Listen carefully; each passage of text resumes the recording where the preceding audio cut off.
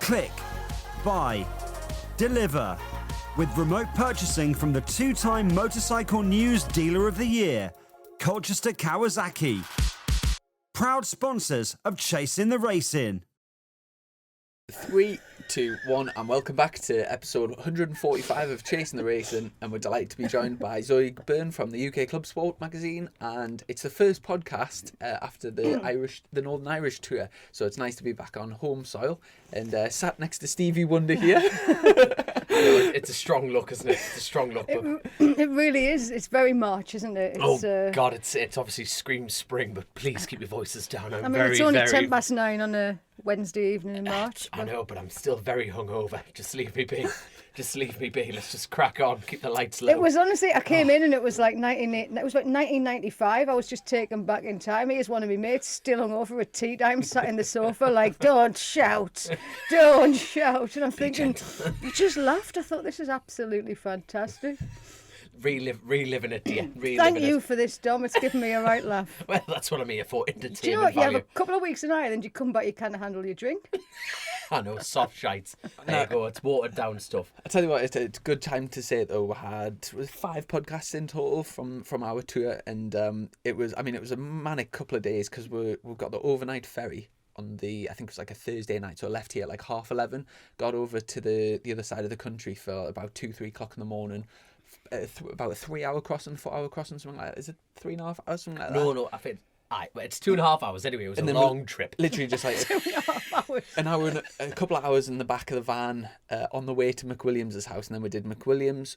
Then went for lunch with McWilliams and Jonathan Ray, and then did Jonathan Ray in early afternoon, and then went up to John Burroughs, and then that was a real long day. And then obviously Philip McCallan and Jamie Hamilton. But yeah, loads of positive comments and stuff. And now you've got me in the middle of Burnett Field on a Wednesday night in the rain. It's got to be done, hasn't it? I tell you what, I think there's that many shout outs we've got to do. Obviously, thank you to all our guests that actually came on the show, but obviously a massive thank you to the Kennedy family, because we literally tipped up and like Mr. and Mrs. Kennedy were like, who are these weird Englishmen? And like Chris Kennedy's my tattoo artist, Death for Glory Tattoos, shout out there, please give him a follow. We've got to get him in there. And we literally turned up and they were like, what the hell's going on? But that is the Northern Irish through and through. It wasn't. Was it like the Celebrity Hunted thing? Did you just turn up and say, I'm on the run, let us in? Honestly, that's Northern Irish people in general. You just go knock on the door and then you're friends for life, kind of. Sometimes. We're very well looked after, full proper breakfast in the mornings and that. Yeah, it was really nice. And it was just off it's the Magic Roundabout, isn't it, at the northwest. So we ended up getting to... There's a proper name for that, and I can't remember the name of the roundabout. Oh, well. Zoe? I don't know. I don't ride round the bloody thing. You report on it. You yeah, but know names and spelling. You ride round it. It's just the roundabout. You know, I'm watching it. But anyway, we got a few laps of the course in the van, which was cool. We've just both been found out. We have massively. There'll be listeners screaming the name of that roundabout now. I know exactly which one you mean. I'm just like... The Magic Roundabout, but it's not called the Magic Roundabout. It'll come to us. Oh, well. I'll just shout it out at random. And I mean, we've all been busy over the last sort of month or so. I must say that, so you look like you've lost quite a bit of weight. You're looking very healthy. Well, I have. Oh, if we say no. What you're trying to say? She's unhealthy. Like, what's got this? No, dangerous territory. I've lost loads of weight. It's stress. It's nothing other than stress and not eating. But you know what? I think I'm looking all right. To the fact that I essentially starved myself. You know. Actually, we better not go with that. Oh, we're rolling with it now. Stress and no eating. Stress, no eating, but no. End result. But I don't want to lose any more. I don't think. Well, I do, but I'm worried that it'll go off my face and I'm going to start wrinkling because, like, when you get to my age, it's like the wrinkles. It's like, so we've gone from, if I see a photograph of myself, I'm not like, oh, do I look fat? It's like, oh God, how old do I look? That's where I'm at now. And you see, and I've been brave. I've actually told a couple of people my real age recently. I told Lissy Whitmore she almost had a coronary arrest, but she's 17. 21's still like old to her.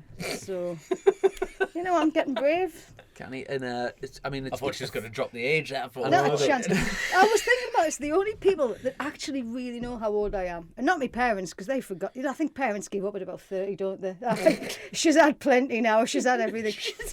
I said to me, Mum, I was laughing about that. Or was it just me? Just you. She's had plenty. Sorry. You watch on your birthday. You might find your mum's had enough. She might have said, Oh, my mum "He's had had enough of too me many." years ago. Years ago. You've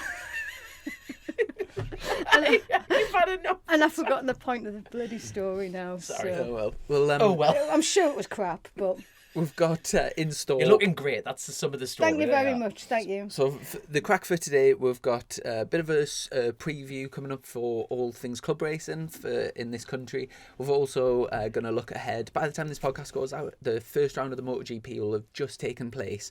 But we're recording this a few days beforehand, so kind of like our pre-season thought on MotoGP and MotoGP in general. We've got a few big news stories that have just recently broke, such as Dunlop going to PBM for the Northwestern TT, so we'll have a little talk about that. A few other bits and bobs, but just a sort of general catch-up, really. Before we go there, Just can we remember the talk name of the about corner. Buff Rousey here? Hey, so I've been working very hard. I've come in the house tonight and like there's this sort of Adonis stood there, this monster. There you go. So, I tell you what, we're ticking all the boxes tonight, aren't we? Well, I'm teeth, That'll your be 100 tits, and that's tan, isn't that's it? Teeth, tits, and It's tan. training for that the strength game, man. That's what it is. We've been, in fact, good place to start. We were down a few weeks ago now. We were down at the London show and Collecting his steroids. we took down. I think he was, look at him. We took down the trailer and had it in it's like the motorcycle news London show. It's similar to the NEC. It's smaller and kind of more, I would say, a little bit more race orientated. On a bias note, I think it's better. Just with the little, because obviously we were very, very lucky to be a part of the actual the flat track show. But I actually broke a little finger. There was carnage left, right, and centre, and it was just, it just gets better and better. But now the one thing I am gutted about. Last time we were there in 2019, we had the bank berm. Yeah. And that was proper, like, flat out. People went low and high, and it was obviously trying to keep the races alive. But with that berm, the near misses that people had. If you ran wide and someone's coming round there, flat and third, you're thinking, someone was going to die. Like, I'm surprised someone didn't. For Must people try might not harder. people might not really understand what we're talking about here, but in the middle of the show, like the sort of centre of the exhibition, there's a little motorbike track set up, and at this one there was 8 of us riding little sort of flat track bikes, so Honda 150s. You put your steel shoes on, and basically it's just like It's a lots of race to fun the death. racing. Barry Nutley's there presenting it, and there's a big TV screen, big crowd round. It's really, really good. To be honest, I think in terms of the difference between that and the NEC, NEC's a little bit bigger, but for me, and I'm not just saying it because we were involved, but I think the having the race in the middle adds like a different element to the show. I think it's very easy at the NEC to like be buzzing, and it's like another year since you were there, and you're buzzing about getting there, and then once you're actually there and you've had sort of half an hour, you feel like you've sort of seen everything, where at least with that show, every hour or every hour and a half there's like fresh race and you don't know what's going to happen. It's quite exciting and it just breaks the day up a little But bit. it's in London. I went once and like with Splitlath, back in the Splitlath days, and we drove down in the snow. And I'll never forget, I drove the old Honda Prelude down in the snow. It never missed a beat. And there were like cars pirouetting on the M1. And then we got into London, people were just abandoning the cars. I mean, like, it's just Tuesday up here, do you know what I mean? But there was like really bad snow. We left here at 5 and we got the XL for 3:15 in the morning. Blimey. It was just, and I was like, I am never coming to this show again. Tell you what, after the show, obviously myself and Dom were both down there in separate vehicles, and Because they don't like each other, do you? Well, it's a working relationship, not an actual friend. on the way back, so by the time we'd like sort of pack the show away, and then there's like queues and permits and everything to get in and collect everything. By the time I got on the road, I think it was around sort of 10 o'clock, and then I had to go up to Colchester to drop a bike off at Colchester Kawasaki, then drive up to near Bradford, and then back home. Dom, right, finished the show, got away for about 8-9 o'clock, had to get back home, which is obviously like the full length of the country, and then it was like up, I think it got home for like say 1 o'clock in the morning. 3:30 was back on the road up to Scotland. To go to Literally work. had 2 hours after that, and You see, that 2 hours would have actually killed me. I would have just stopped up. I couldn't have To be gone. fair, I couldn't go to bed and get up. I don't know how these endurance riders do that. Like, I could not go to sleep and get up again after an hour. I'm built for it. I think you'll be the same now. Are you not the same? Mate, I can... See, I can don't fall sleep. asleep now. I kid you not, I can fall asleep now. I'm like military trained for any... I tell you what, when the Russians step up and they come to England, I'm going to just fall asleep through it. I'm that So we well can trained. really rely upon our young men, then, can we? That's it. Herbertson, you're right. But it's from years of double shifting. You know, doing nights or days. I've never had a problem. You know what I mean? It's like if I need to catch some Z's, Yeah. no problem. So So if there's any 24-hour races that need a gap filled by a hyperactive little shit, I honestly I'm your man. can't. I've never been able to get my head around how people can like do 24-hour racing and like go and get like an hour or so and then get up. Because if I ever sleep in the middle of the day, I feel like death when I get up. Like I'm like a 4 or 5 hour a night person, but I don't do that sort of sleeping and then I have to have me sleep and then nah. It's just reminded us of something there actually. Do you know at the show when did you see the comments on the video? The Robson Green comments. oh, my voice went to shite. What happened? Oh no, basically I was screaming. I was drinking every night with John McGuinness and stuff. And basically I lost me squeaky little Sunday Geordie morning, voice wasn't it? Yeah. Sunday morning, and basically my throat felt like I've been it like swallowing Barry it. White? Oh no. It was like basically I've discovered my regular voice is an octave higher. And like basically trying to reach that normal voice didn't work, and I ended up putting this posh voice on. God, honestly, It was funny. Oh, it was hilarious, basically, because everyone went through us looking for the shortcut, and it was funny. And like the mad thing is, I don't like read the comments or anything like that. I knew it got bad when me mother got on the phone to us, right? And me mother's going, son, what's going on here? Did you have a good night? What's going on about? She goes, yeah, you sound like you had a few drinks and been eating scones with the Queen. My voice honestly was killing us. It was absolutely. But I tell you what. Before you go down that route, we must say yet again thank you to Peter Boast and all his team for putting on the flat track element, because we used his bikes and obliterated them. Sorry, what were you going to say there? I was just going to say, overall, you know, the event was good, but the whole weekend it was class. Like we ended up having like a right good time, and yeah, it was just really good to be involved. I tell you what, have you met Charlie Nesbitt? Yes. What I am Not such. very well. I mean, I think I met him once or twice. But... I am such a fan. Like Really, I had no concept of him. What an absolute character. At first, it was a bit like I was the only one at the bar having a pint. So I was a bit like shit the bed. You know, this could be. It's going to be boring. And then eventually everyone loosened up. You know, Tim had a pint, then Tom had a pint, then everyone was starting to sip it away and thought, here comes the crack. Right, kind of lads. thing. This is what it's about. I tell you what, we've got to say thank you so much to Lundy for taking a couple of days off work to come down and set up with you. Nicole Chesalot for providing bikes. John Chapman for providing bikes, which was brilliant. Like Lauren, we've got to thank Danielle. She just grafted her ass off. The pair of them did. And I'm trying to think. We did like an outro. Was it an intro, an outro? I can't remember. It feels that long ago. So anyway, Chrissy's obviously been through this list again, but I feel like if we don't mention it again, we're going to get bollocked. But all in all, it was cracking, and got to thank so many people for it. For the we ran the strength game, so loads of people had to go on the Sunday. And, None of them will have beaten me yet, obviously. 17.5. Am I still the worst? Yes. 17.5 someone got, which is like ridiculously high.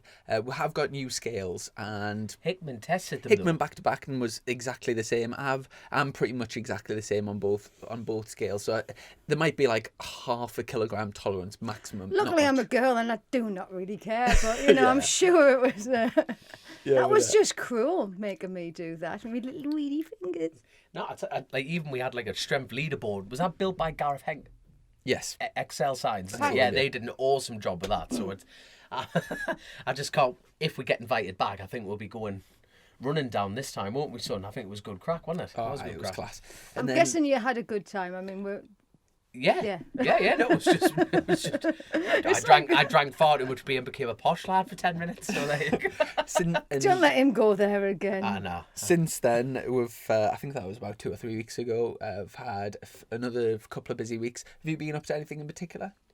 No, just I tell you what, been gaining and chasing sponsors and stuff like that, because obviously we did put out like the racing plans and everything on that side of things, and I must mention them. I've met 2 fantastic lads from Cardiff, and here comes my shameless plug for them. EFL Cardiff, you know, follow them on Instagram.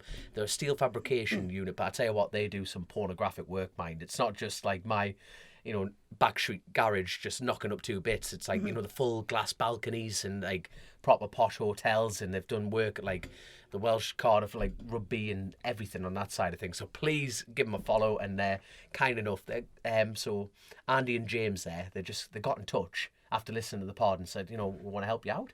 Obviously, they were looking for you, and I just said, I'm Chrissy, and they've ended up chucking some money towards a tyre bill. So don't tell them, don't tell them they've fudged it up. But there you go, I'm over the moon. That's one plug.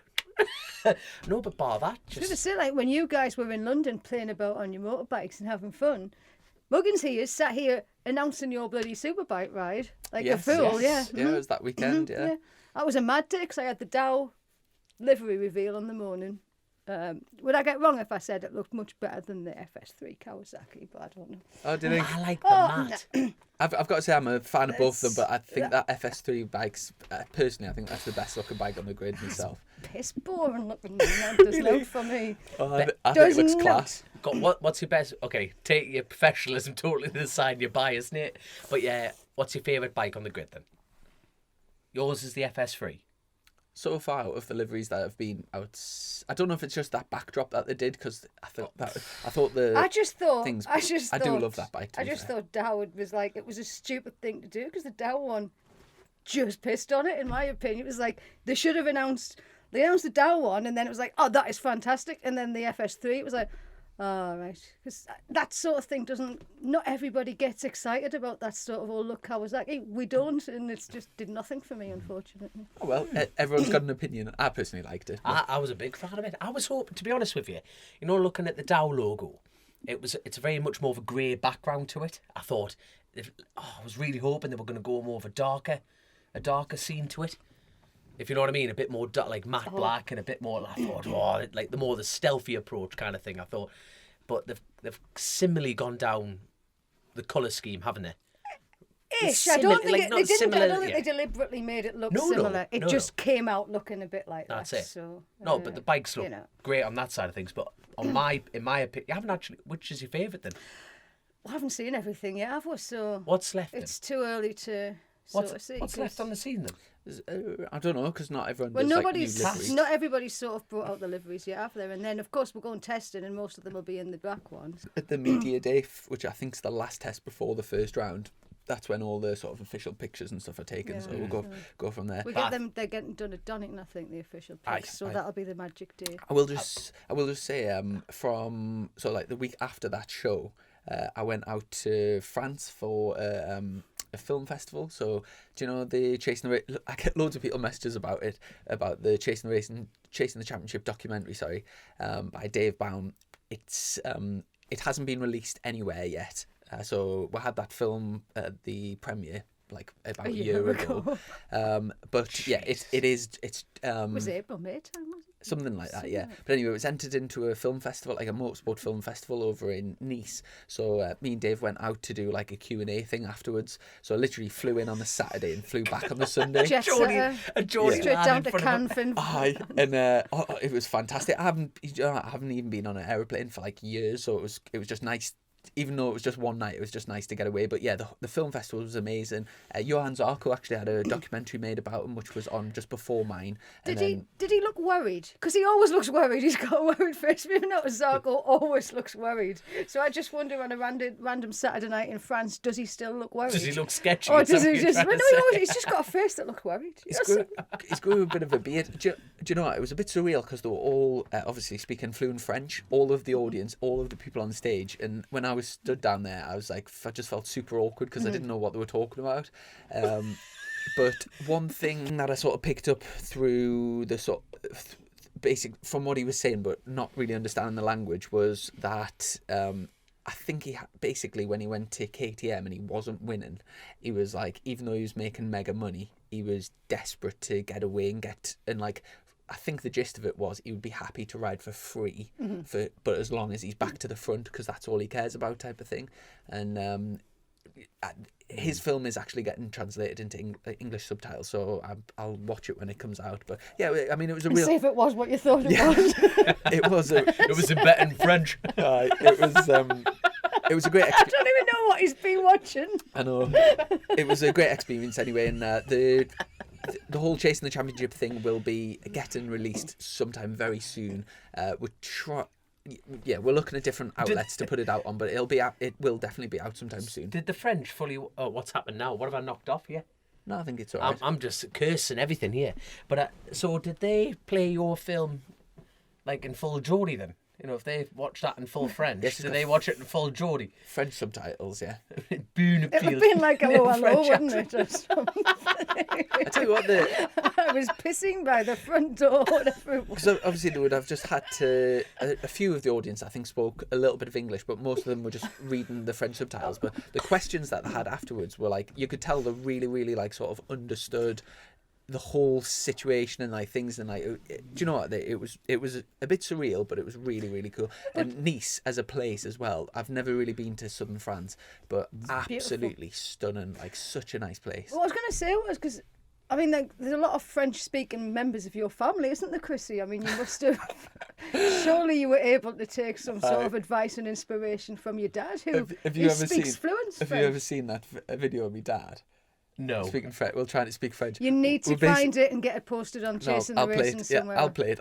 But we were over in France like years and years ago, and we're staying at this B&B, and there were all French people, and then me, my dad, and I called John, and in fact Johnny as well. There was 4 of us, and we ended up all having a chat, and my dad was speaking this horrendous like Joey Barton French, Scully Scotch sort of thing. So I got my camera.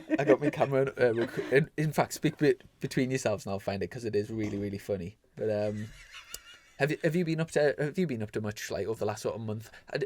Any updates on the magazine or how UK Club Sport's going? No, what UK Club Sport is, it's still happening. I'm just trying to figure out what direction to take it in, really. Yeah. I'm wondering if I just kind of need to sell more or get a bit more advertising. And this is the point where people will ring in and say, that's because nobody buys magazines. And they mightn't buy them, but I have a local news magazine that's doing really well. So people do read magazines, and I have a lot of advertising in that. But at the moment, the advertising that's coming in there is now paying for the other one. And it's starting to cost me money. So I'm sort of working on what ideas do I sort of expand it? Do I go down the UK Club Sport Extra sort of is what I was thinking of, and just bringing in a bit more BSB and everything? Will that make a difference? Or do I go bi-monthly or quarterly, or lot of options? Do I pack it in all together, which I don't want to do, but I can't. I can't keep just spending money. Yes, you haven't even given the paper a plug there. You've mentioned that you've got a successful paper there. So what's me it? Wash It and Wear one? There we are. Yeah, we like. There's the plug. It's successful because it's free, and we shove it into 25,000 letterboxes. They haven't got a choice. They have to. That's how they are. Don't make success. So that's Washington for you. Yeah, make it. I read it. But I don't know. I mean, it's not like the Club Sport one. It's just cheap and stuff. But, we're in. Oh God, the famous Marty Rouse here, who will be listening. This is. She lived till 102. So our queen is 88, so she could live another 10 ans, maybe more. So Charles will be 70. She could live another 10 ans. She's. I mean, that's the way it goes. Our queen, she's 88. Our queen, she's 102. It's just the Jodie 88. You should be a bingo caller with that. Should 88. No, well, you're getting kicked out of the house now, That Chris. should be your racing number, actually. 88. I think my board's going to be going up a little bit after that one, but never mind. I'll not be welcome anymore. That's it. I've never been allowed in. In terms of, obviously, you come here as a kind of club racing expert for the UK. In terms of the club racing, it's all kicking off very soon. And in terms of like usually there's a few, like say BEMC at Brands or like one of the first early meetings. When's the first proper club race kicking off? Can we edit this bit out, because I have no fucking clue. Really? No, we're not. We are. We can look. Please do not edit that out. Don't leave, Please. leave it in if you Leave want. it. You've got to leave that in. That is outstanding. I did swear though. Oh, it doesn't matter. Hey, look, we're not governed by anyone. That is mint. Do you want to Checking just on your talk phone. amongst yourselves I like you do? Yeah, Chrissy's dodge here. There Yeah. you go. You can ask Chrissy about What are his you- local bloody newspaper. Are you not doing or looking to do one of the early? It's Northeast of Croft or something early So on? Northeast at Croft is on the That's the best weekend. race weekend of the year. That I me, love that. Me personally, I'm biased on that. I think we're all a little bit biased with the Northeast Club because they've done the right thing. They've kept their head down, throughout the whole, with the whole the COVID. God, it's like the COVID. I love it now. So people, that's it. The COVID. That's Remember it. the COVID. Oh, what a time. So anyway, the Northeast Club have come back onto the scene and they are running a three-round championship. It is me, innit? It is you. You're knacking up the job. I love it. But so the Northeast Club are back on the scene. So they're going to be running a 3-round championship. One at Croft. Now, the good news about that, I must put that out there. Anyone who's looking to get their license, their race license, the Northeast Club are covering that now. So you don't have to go all the way down or like down to, I'm trying to think, Darley-Moor is like kind of the most local area that does it, or Three Sisters. But actually be able to come to Croft and you'll be able to ascertain your full race licence. So if there's anyone listening there on the fence in March, whatever weekend we bloody are in March, get your finger out your arse. There's only a couple of weeks left. Excuse me, they're all going to be busy at Brands Hatch for the first round of Bemsey on the 12th and 13th of March. Is that the same weekend? Is that next week? No. Is that next weekend? It's only Aye. aye. Holy crap. So I love those early marches at Brands. I know Thundersport used to do them as well. And you remember Mark Grimes describing the super teens in about 2014. He says, the kids were that cold they were in tears when they were getting off the bikes. And it was just sleeting down. And these little super teens out for the first time on the new little bikes. Oh, Dad, it's too cold. It's looking mental, isn't it? I tell you what, while we're talking on like the club scene kind of thing, and the most dominant thing, in my opinion, in any club scene is CB 500s. Wow. We've just seen from Been talking about them for years, haven't we? well, that's it. It's been a known fact, a known fantastic race series, but we've just seen on the old social media that they've had their No Limits have had their CB 500 only Cartagena trip. And you were looks telling like me carnage, doesn't it? Yeah. that would be carnage. It does look mint like. Well, how It much looks fun like would that be? they're having a great time. There's some proper laughs on there. I've seen CLUBSPORT are over there, and Gareth Hankinson, my sponsors, over there. And I think he hasn't been on a bike for But years. like Gareth as well. Hankinson, he's one of my advertisers in my Washington way. You just put that in. Good lad. Good lad. From But, Olivia's. yeah, it looks absolutely fantastic. Like, and for the price of the bikes and that, it's just like such a laugh. But what's that track? I've never been to Cartagena or anything like that. I tell you what, Forrest Dunn, the most factory I honestly believe. I think you're not going to Spain, are you? No, not this year. My God, I'm the only. I think you and me are the only people that haven't been to Spain this year. I think that's the biggest problem with social media, because I feel like, get the little violin out, it's a really small violin, but that's the problem with social media sometimes, is you get so hung up on what everyone else is doing. And all I see is when I look at social media, is like, I'm the only one not in Spain. Yeah, but by now I've checked out by now because I'm sick of seeing people. I'm in Spain. It's literally everybody's in Spain. Like after a while, you just blank out to it, and it's like, oh, right, they're in Spain. All right, they're in Spain. And everyone seems to think they're the only ones when they take that selfie off the plane. Yeah, we're in Spain. Yeah, you and half the paddock. In all fairness, sometimes people go and do like a full winter in Spain and hit the ground running and are really competitive, and you've also seen it work the other way, where people have like hammered testing in Cartagena and then turned at round one and done nothing.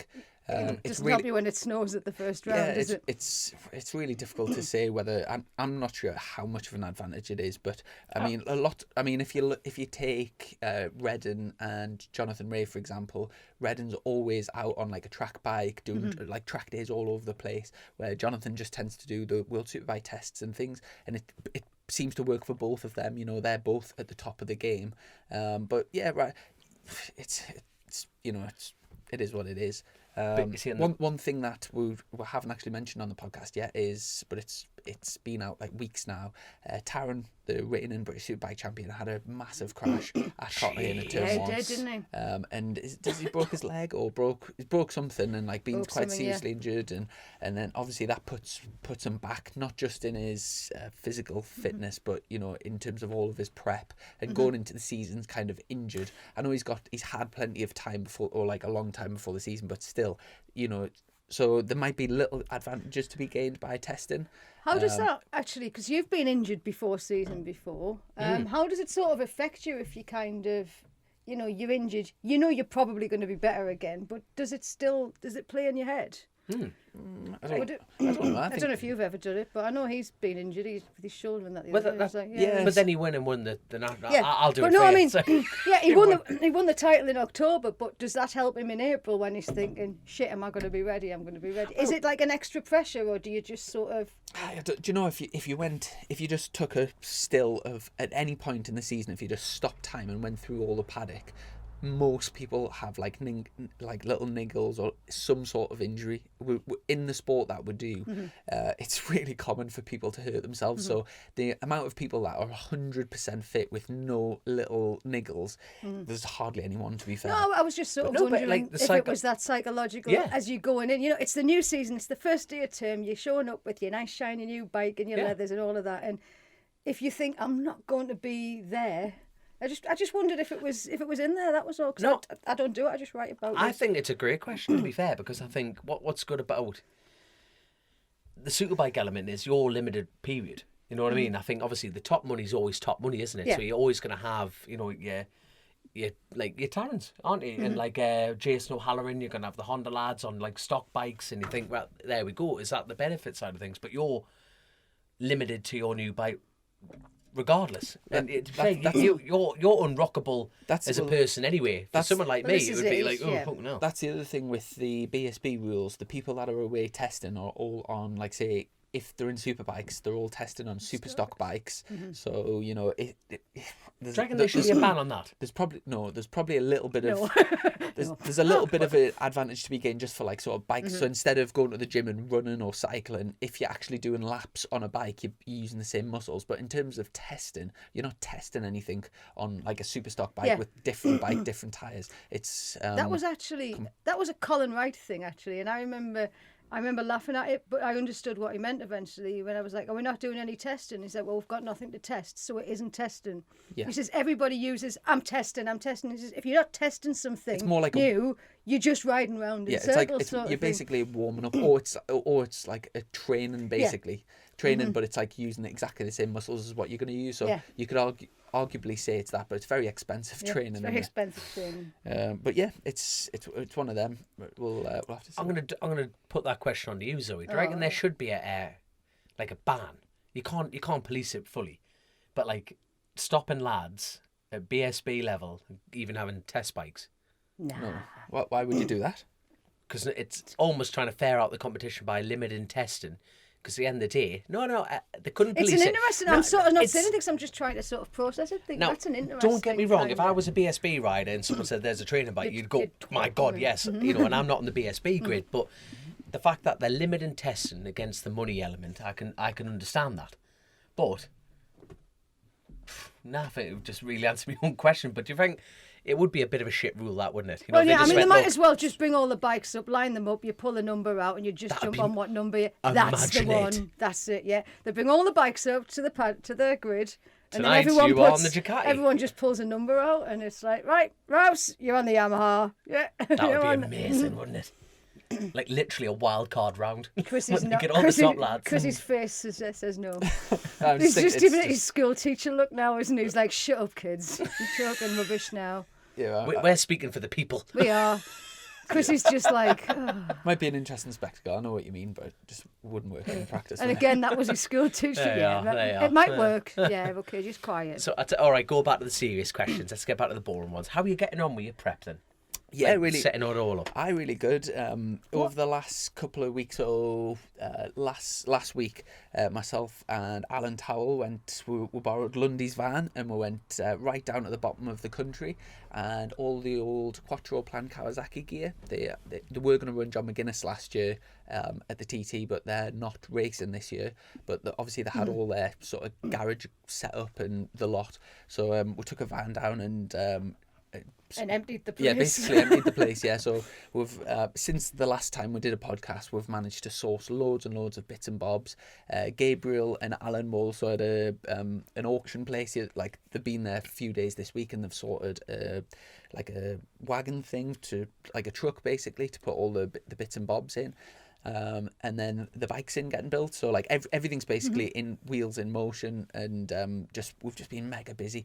There's so many things like behind the scenes that need organising and setting up, and we had a couple of days in Lundy's garage setting up the garage boarding in like different configurations, because obviously at different tracks you're gonna have different size garages, and planning them all, labelling them all up, fixing things. So yeah, we've just been super busy, but yeah, things are coming together well. I was over at Croy's the other day watching. Obviously, we're going to be running on Motec. So Motec provides sort of training courses, like online training courses. So I had like a full evening, just me and Croy going through that and sort of trying to basically learn what to do there. While I was over there, went over to Bennett's, put on like a track day, a go-karting thing. That looked good crack, to be fair. It was like customers versus riders. Ended up being real good crack, to be honest. Like, nice to. There was quite a few podcast fans there coming up and sort of introducing themselves, which was cool. And the actual. Do you know what? No one's asked me that for a while. I don't know, Zoe from the pod. It was just min crack. To be fair, me and Christian were probably like the third and fourth best drivers, and Tom Neve and there was another lad who I think he was called Daniel. They were probably the best two, were battling for the lead, and they ended up kind of taking themselves out. So me and Christian Still shot crossing through. the centre Yeah, there, so yeah. we got to fit. I was Christian won, I was second in the end, but it was a little bit fluky, to be fair. But yeah, it was. I'll take it. And it just been mega busy, mate. Mega busy, obviously, with work and all the rest of things. I've also launched I talked about it on the last podcast. I don't even know if you know about this, but I'm doing I saw some notification on Facebook today, so it must have been something. Was that you? No, I don't think. I don't think so. It's like a supporters wall. No, I got something like a thing saying someone's commented on CR support. I was like, Right, yeah, because you're an admin on so my thing. I must have been, but I didn't know that, so I just. Yeah, so basically, in the garage, in the box for this year, we're gonna have like a collage of.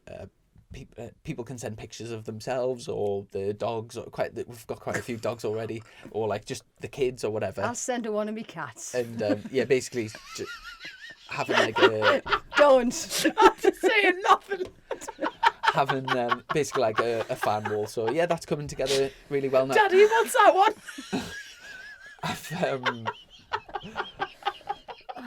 I've got. Turn your head sideways, something might look. Sorry. You can't take them anywhere, can you? Sorry.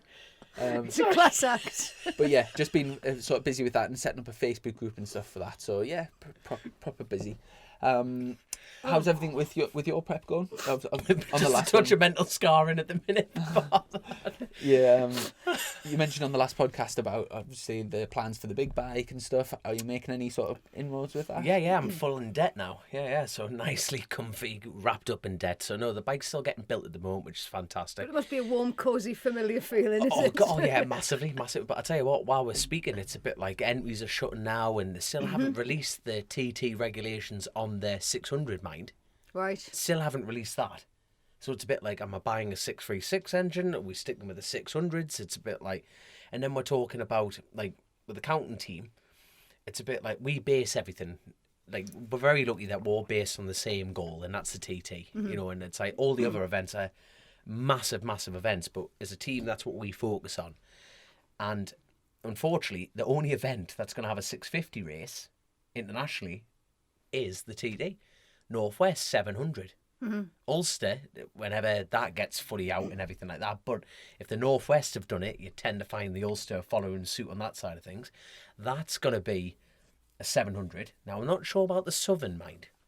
The Southern tend to follow Isle of Man rulings, so the Southern The might... Southern will do what the hell the Southern wants to do. Oh no, the Southern are a fantastic I event. love the Southern. But I won't be at the Southern with the counting team. Yeah. Right. For obvious reasons. But I've spoke to a few people that have, because I don't really know that much about the twin class. I've spoke to a few people, and they're convinced that the Aprilia is just going to absolutely annihilate everything. it's gone from a very confident Kawasaki because they've had the lead development on that side of things. But when you think Jamie Coward and the Bleasdale KTS team, they are the top Kawasaki's at the moment. You know, you've got the RC Express, they're on the exact same. They seem just to appear like they're riding with Rob Hodgson this year, but everything's just been a bit quiet. They've been building bikes, getting on with the job. But they always pull out an absolute diamond of a 650, and a couple of them at that. Yeah.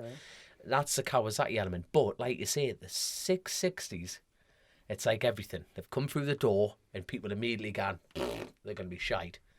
No, they're starting to creep up and creep up and creep up. And what's going to be interesting is you've got the Fermanagh Rocket himself from Yorkshire, Lee Johnson.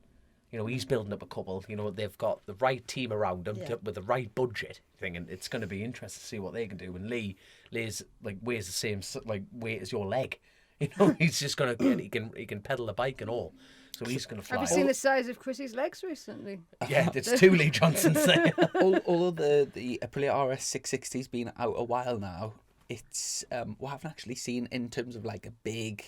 Like sort of any international races or any other. I know it won. I think it was like the Australian Championship. It's won Motor America, right? Because they have a slightly Every restricted. single one's different. All the classes are different. That's it. Aren't they? But Global Robotics have taken on the Aprilia Challenge, but well, not even a but at all. But it will be interesting because Brian McCormick can absolutely pedal a motorcycle. He'll be up there.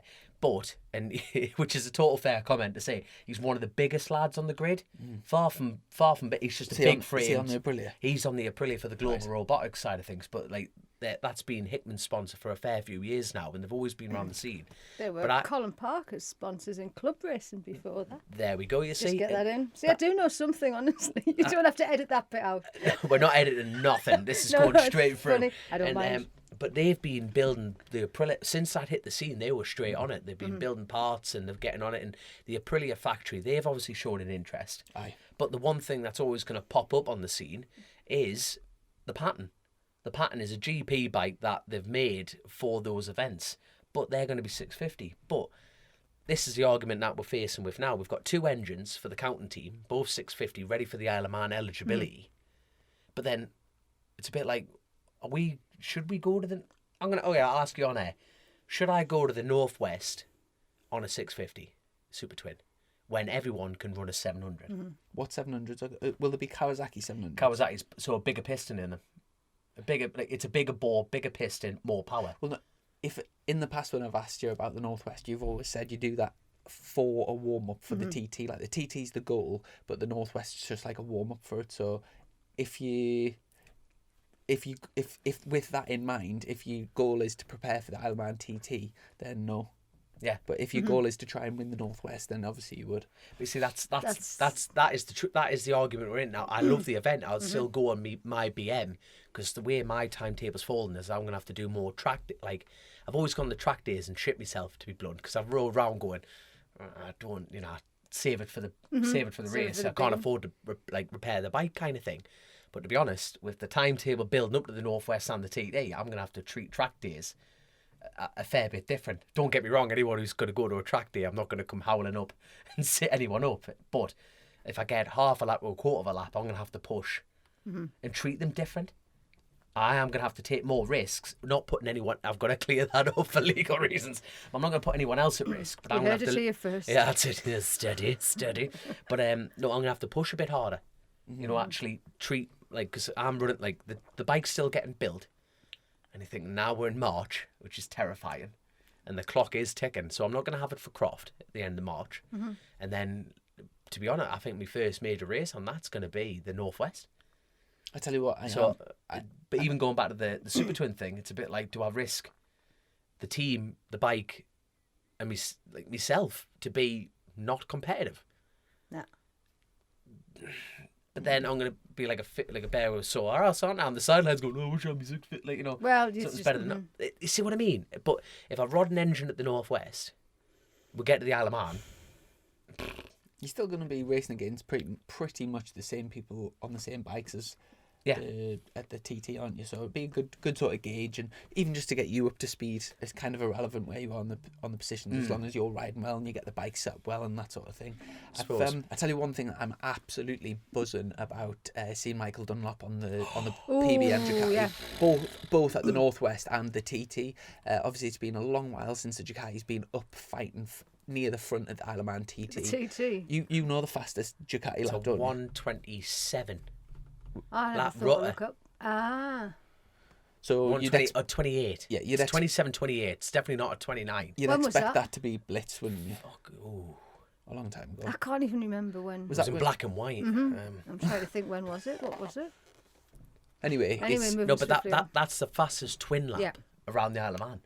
do you think how competitive do you think he's going to be on that bike at the Northwest and the TT? No, Well, Michael's I t- always competitive, isn't he, generally? So Massively. I think you know what, right? depends which Michael turns up. But actually, no, whichever Michael turns up is going to be fast. That's it. It just sort of depends. It's the planets and everything with Michael, isn't it? It's all got to be in alignment. It has to be. I've seen a different, I don't know Michael personally, you know what I mean? I've bumped into him and he's always got time to say hello and everything like that. But I don't no know. bother at all. No, I've never met him had a pint with him or anything like that. But I tell you what I have noticed is how I've got to be careful how I say this. It's not he is so more involved in it now. When he's in the camera and doing speaking for the teams and stuff like that, he's more actually approachable on the camera kind of thing. He's taken that element of it a step further for himself. But we have seen it before, and I don't want to be. I'm not dissing him at all here. I don't, because I really like him. But there's a couple of seasons now. Every season in the last few years, we've started with the best. Michael's a different man this year. Always on social media, always doing interviews, and it just peters off again when he loses interest. So, but I like that. That's what I've always. That to me is why Michael Dunlop is so special, because he's not on social media shouting, "Look at me," like everybody else is. Exactly. And I like that enigma. Be an enigma. He is So- he's the maverick for a reason, Yeah, and it it's- works. But I tell you what, though, if anyone, I'm not just saying this, so you put Peter Hickman is so smooth and calculated on any bike. You don't touch wood. You don't worry about Peter.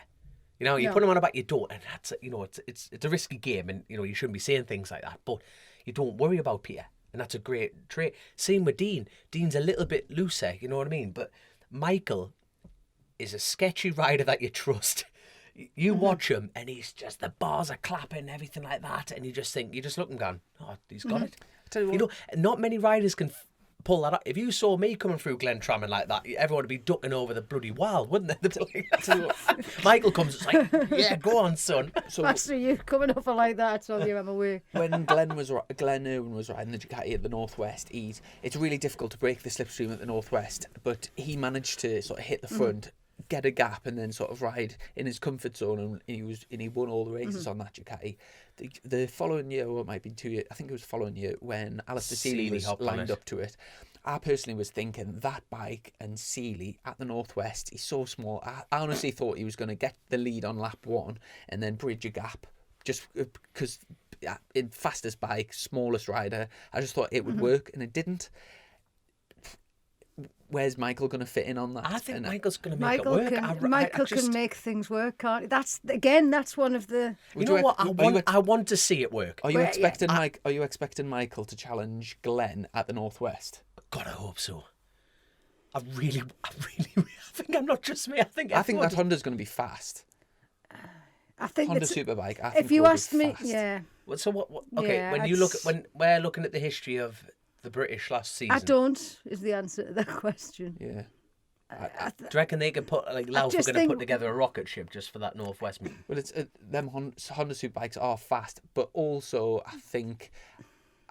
It's always the short. I said it very simply in simple terms in the UK club sport that actually the Northwest, it is the short circuit specialists that do well there. I think I think Stop, against turn. someone like Glenn, it's and Sealy before, and what they can do there. It's just... I think the Ducati is probably the best bike, but it's probably quite difficult to get it in that sweet spot. So I mean, I'd love to see it. I mean, me too. I tell you one thing. Best looking bike on the grid. I tell you one thing I'm most looking forward to is hearing that Ducati at the TT.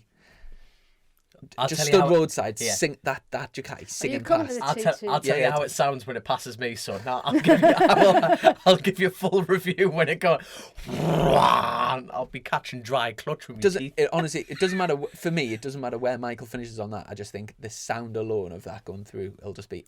I don't think it matters where Michael finishes in anything. He's still Michael Dunlop at the end of the day, and it still has. I don't know. There's just something to it. I find that enigma. Did you see? It's not because it matters to hit from the outside looking in. Like I say, I don't know. From the outside looking in, he wants it. And people see and that, everybody, believe that, I think everybody secretly wants it as well. It's like you could be a Peter Hickman fan, you could be a Dean fan, you could be a McGuinness fan, whatever. But I don't think anyone would see Michael Dunlop win a TT and go, I didn't want him to win. No, I think everybody has that sort of... Have you seen Sealy's riding a Yamaha? Did you see that? I wonder how that's... Is that a privateer effort? I'm not sure what the team is, but he's been doing the Irish Superbikes last year, didn't he? I think he won that last year, and so he's been keeping. Although he hasn't been a BSB, he's been keeping his hand in. Yeah. And obviously, with his record at the Northwest, you would be an absolute idiot to rule him out. Like that Yamaha's gonna have to be quick enough, though. He is. He's still Mr. Northwest. He is. Sealy, isn't he? But it's like like you say. Glenn's so good there, though. He's isn't he? So good at it, isn't he? What's happening with Dave and Hillier? Are they both back? Yeah, they're back with OMG. On Yamahas as well. On Yamaha. So there's going to be quite a few Yamahas. But there was the press release went out the other day. Well, they've got the Jason O'Halloran. They won't be on the Jason O'Halloran, the McCams bikes that they've bought. I'm assuming. Yeah, that is a total assumption. So I'm assuming they're building them 2 new superbikes for these events. But I think, I think so. I know it got announced ages ago, but it never actually happened. Ellison was going to be doing the Northwest. Yes, of course. So he'll be debuting, I think. Is that being confirmed?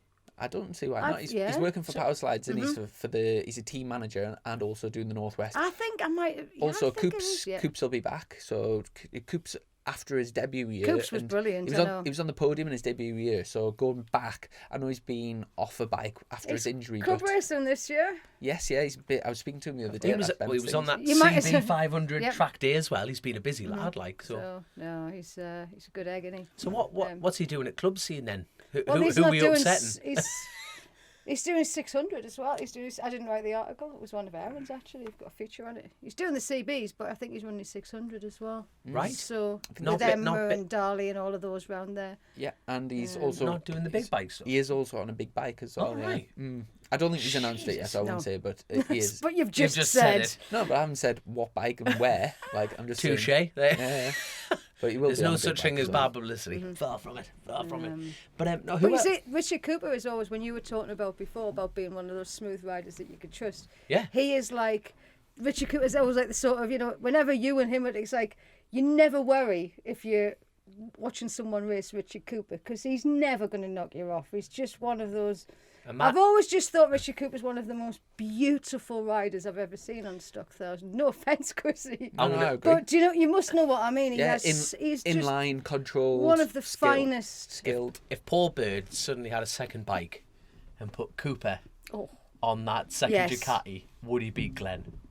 No. At the Northwest? No. You reckon? No, definitely not. I don't think. I think it'd be pretty tasty for it myself. Like, do you? I think. To be fair, you know what? Well, he'd have a go, wouldn't he? I mean, let's be fair. He'd have a good crack at it. But... So, Paul Bird, if you are listening, just dig out get another bike. Coops on it. Get Coops on it. I think Glenn is, at the moment, or over the past few years, I think Glenn's been the main sort of difference. When he was on the Ducati, he dominated. When he was on the Kawasaki, he won. I wouldn't say he dominated, but he did win. And obviously he'll be going back on the Honda. And to be honest, if I was a gambling man, that's where my money would be going. I don't know. Honestly, you lot are all like, oh, what's with the Northwest, the TT and BSB and Snetterton. My season finishes tonight. This is the last day of my off season. My season's actually starts tomorrow. And that's MotoGP, yeah. So by the time this podcast goes out, which will be Sunday night, the first round of the MotoGP will have just taken place. So I think I've got one weekend off between now and October or something, and that's that one between. There's like BSB's quite pleasant in June. I think there's only a few. They've like spaced them out quite nicely, and I think I've got a weekend off there. Are you doing the full 2 weeks at the TT? Yeah. I'll probably be doing other sides if I can find someone to take my caravan out. Right. So if anybody wants to take my caravan to the TT, I'm trying to sort this out this week, actually. You're just allowed to take caravans for TT week, aren't you? The rest of the year, you're not allowed to You need government permission. I took it to the Manx once, and I was like, what do you mean you need? And they were like, oh, we don't have caravans on the island. And like, they don't like them or something, don't they? It stops a certain type. Right. Yeah, he's real. So you have to get like proper permission. Tourists, they don't want tourists, that's all it is. So you have to Anywho. Yeah, if anybody wants to take my caravan out like a week before, I am probably going to be at the TT for about like 3 weeks or something, so I'll get out there. And if the caravan has to go out a week early, I'll just stop out there. I'm planning on going out on the Monday straight after. I think I'm at like Alton or Donington, but me and Piggy I'm going out with Piggy, I think. And Piggy's working. He's doing the whole shift for me, isn't yeah, he? He's a legend, that man. So I'm hoping one of you can take my caravan to the TT. Well, I'm hoping I'll be going for the full 2 weeks if I can. Just need to sort accommodation and that's. Well, you can sleep on my caravan floor if you want to take my caravan. You see, we're getting there somewhere. I'll even let you bring a tent if you work your arse off at the TT for us. I've got like, you can sit my caravan. I'm not committing to having Chrissy Rouse in my caravan for a fortnight. I'll regret that. You will, when definitely. the school teacher starts being school teacher. So. But and you'll regret it because I never shut up. Looking ahead at the TT, I'm so excited, and I think we've asked a few people this, Zoe, but let's have your opinion. Who do you think's going to be the big surprise at the TT this year? Maybe who's not sort of tipped to do too well, but you think's going to over impress? I don't think you can say it's too much of a for this, and this is not just me sitting on the fence. I just think everyone's been out for 2 years. I think a lot of things are not going to be as they were last time we were out. I do. I think certain people might not. I think some riders are 2 years older, and you get to a certain age in life, and I'm not saying anyone in particular. I can think of about 5 or 6 riders in my mind who are 2 years older than they were last time, and they were already not as good as they were the time before. I honestly think we're going to see, it's the likes of you guys, I think we're going to see the Doms, that sort of level of next lot come up at this TT. Right. I still think Dean and Peter are going to be out front. Obviously got Michaels and John and all of that. It's still a 2-man race for me, I'm afraid. There's no point in even discussing beyond there for me. So, right. But as fake new people, I want to see you, and I want to see what Davy Todd can do. That's probably going to be one of the. He's another lad who hasn't announced. There's another top name that hasn't announced. He's going to be the one that I really, because what he does, sort of how he performs at this TT, is going to kind of cement. Yeah. Yeah? Yeah, because... He's already won in Northwest. He's already been at the... Yeah, like you say, I think this year's going to be a big, crucial year for him. And I really want to see what you can do following your 10th in the... Like, to me, you get that 10th in the senior or what have you, and it's like, right, so I really want to see what Dom does next year. We didn't get the chance to see that, so... And like Jamie Coward, and then I think... Jamie Coward, of course. Brian McCormick, he's had a busy couple of years. Yep, very he's kept himself busy, so... I tell you what, I'm going to put words in your mouth here, but I know there is a no-pressure situation when you answer this question. But what's your prediction on Glenn's first appearance? This is the Glenn show tonight, It is the Glenn show, no, but now that's on the top. He's the biggest he newcomer will going, isn't he? he? Yeah, I mean, the problem is, it's very difficult. Now, once upon a time, you could say, oh, well, the newcomers. We're putting every newcomer against Hickman as a newcomer now, and that will always be, Like even Davy Todd, he's compared to what Peter did, sort of thing. Yeah. So... Unfortunately, that's the thing about that level, isn't it? But Glenn's, he'll be good. He will be good. And I think he'll ride clever. I think a lot of people sort of think, Glenn's a bit daft. He's not. No. He is not. He's very, very switched on, is Glenn. And I think he'll come out. I think he might surprise a few people because I think he'll be, I don't know, I just do. What about the Birchells? They haven't done 120 mile an hour yet, have they? No. Or have they? I don't know. How, See, I don't do see, sidecars like with 120 TT. mile an hour on a sidecar. I think that's going to be totally smashed this year. They're opening up a few more corners.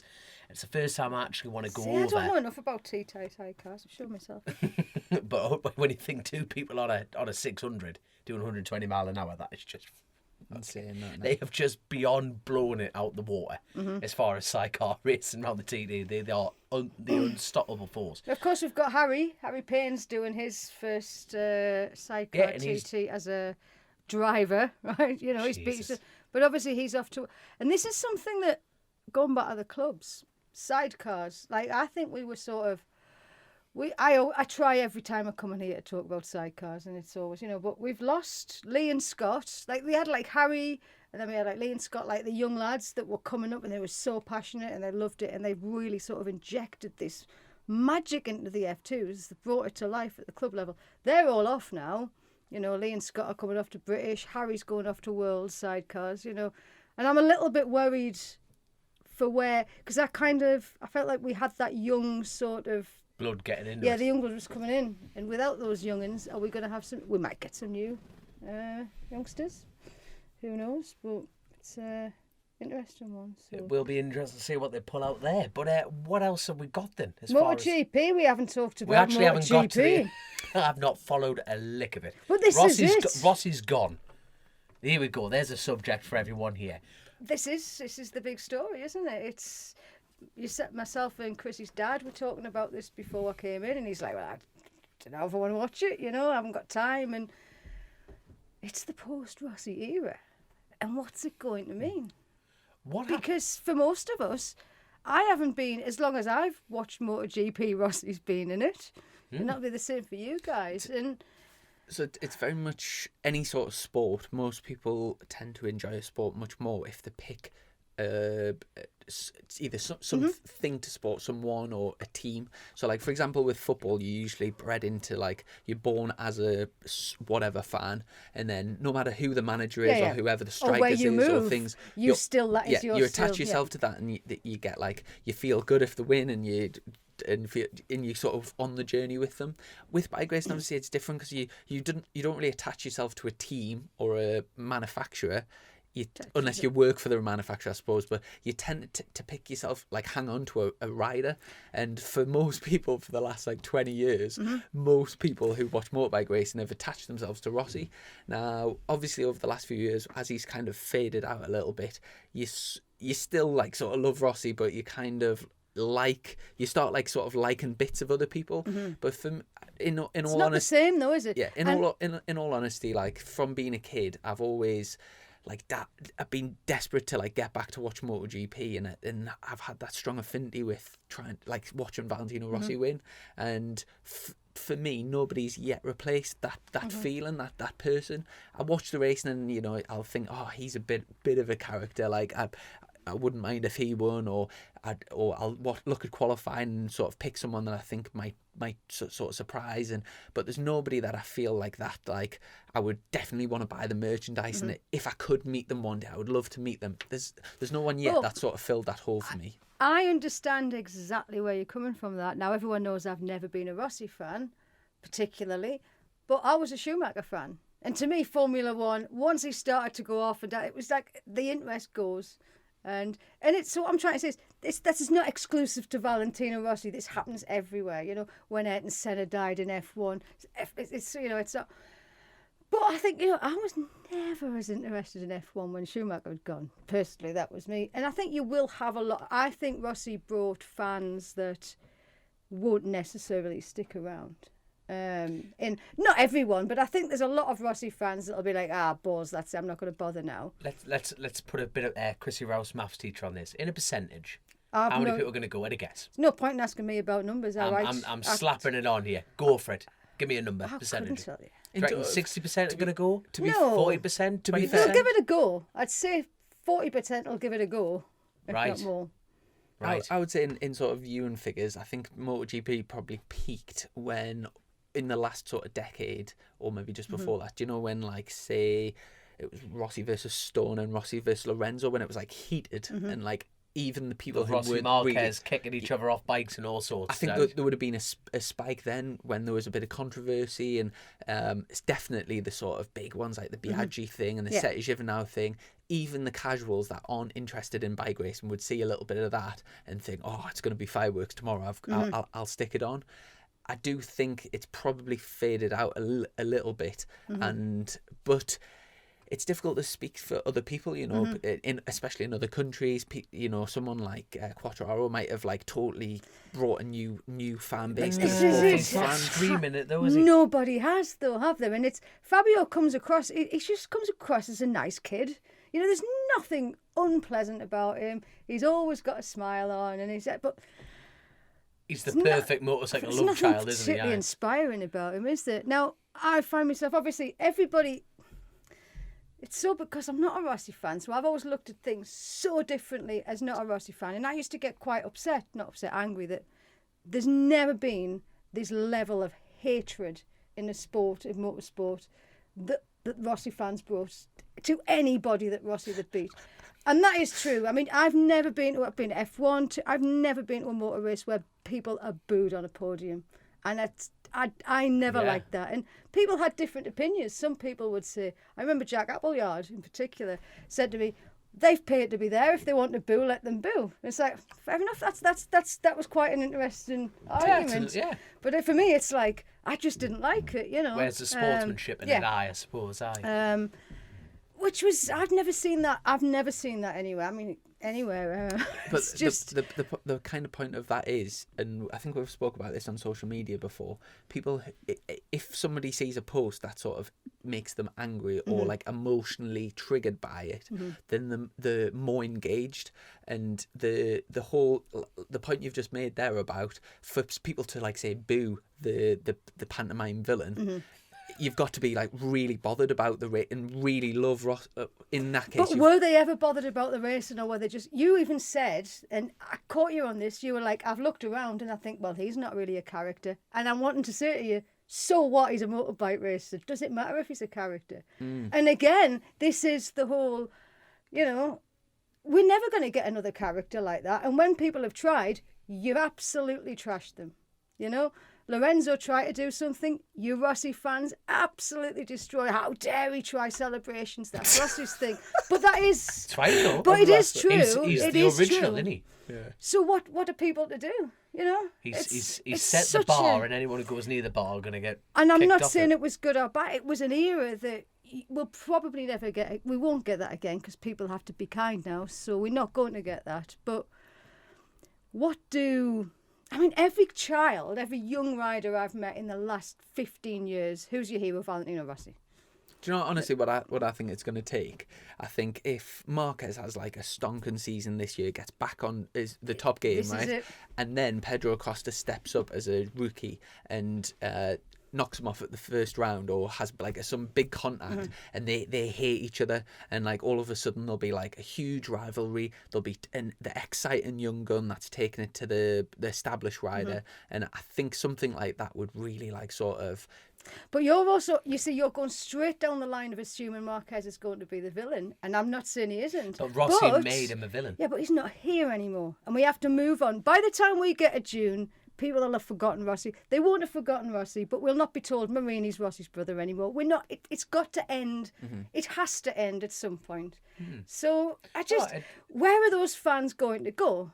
Are some of them going to go, Marquez, he's come back, he's beating people, he's not that bad?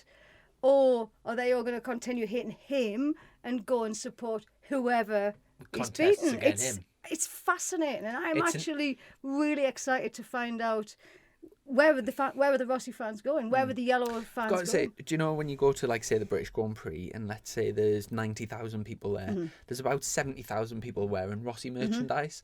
Of that 70,000 people, they're all going to still buy merchandise. It's just where they're going to go. You probably have 50,000. They'll still be in 46 next year. They will. Yeah, you will. They will. Yeah, And yeah, probably, and for the next, it's like one of those. So that generation goes. You know when you go out shopping or something and you see like the odd really battered HM or Plant Honda sort of T-shirt that someone's had, and everything's like flaking off, or you'll see like a TT T-shirt from 1986 on the back of some old men or something. You know, that's what it's going to be If like. you are listening and you are wearing those tops, hold the line. Yeah.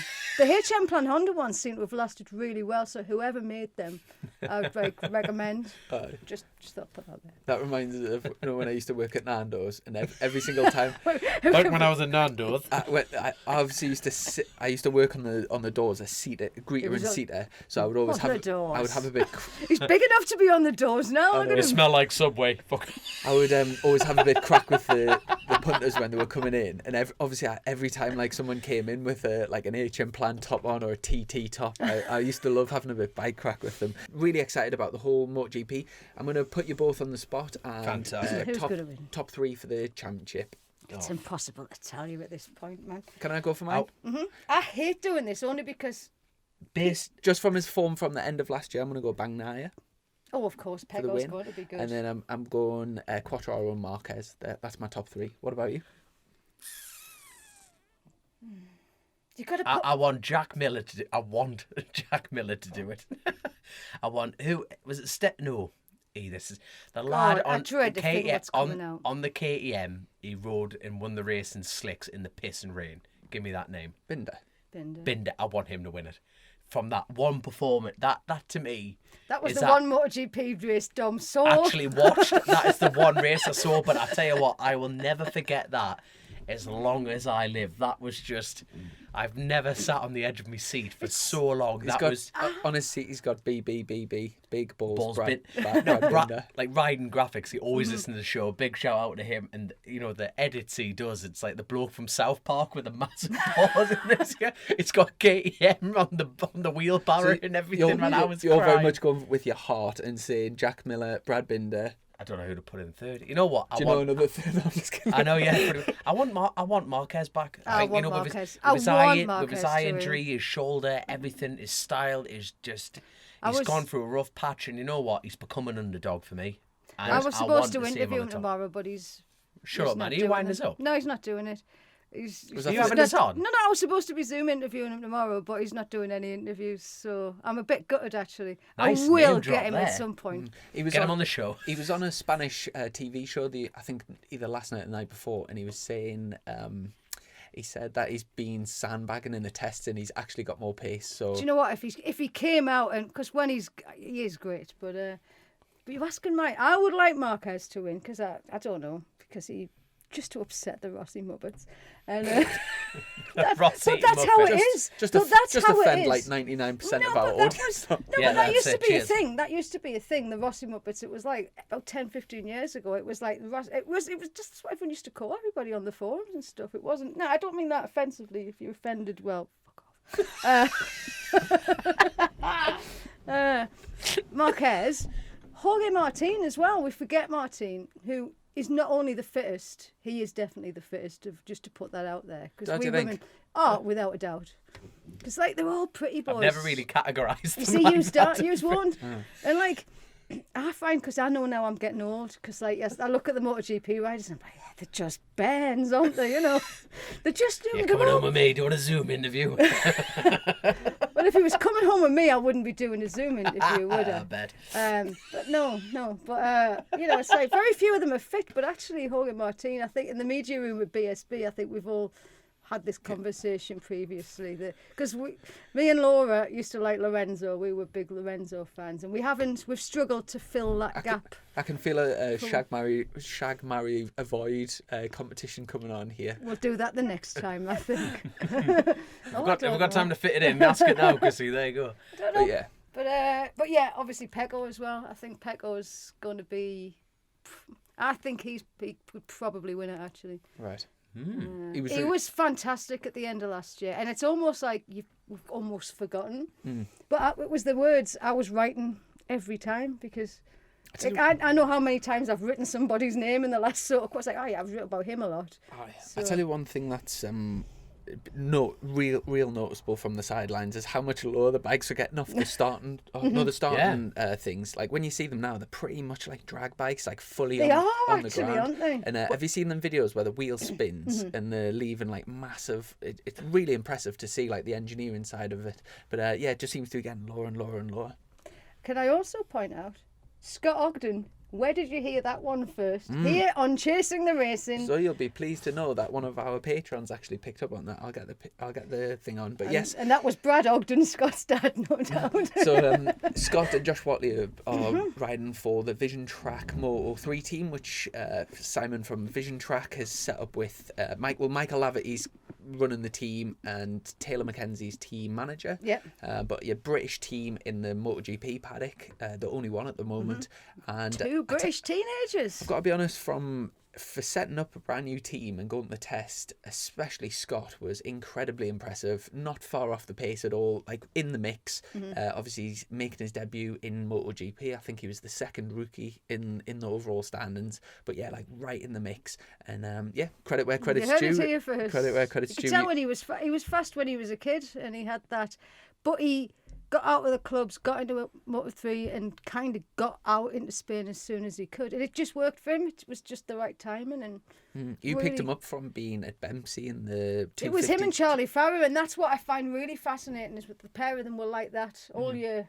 And now one's in yeah. MotoGP paddock and you one isn't. think, yeah, it's just. It was Roll Shirley of the dice, Shirley isn't it? Bimson, our good friend and patron, said, Zoe, you said Scott Ogden would go places. How do you think he will go in Moto 3 this year?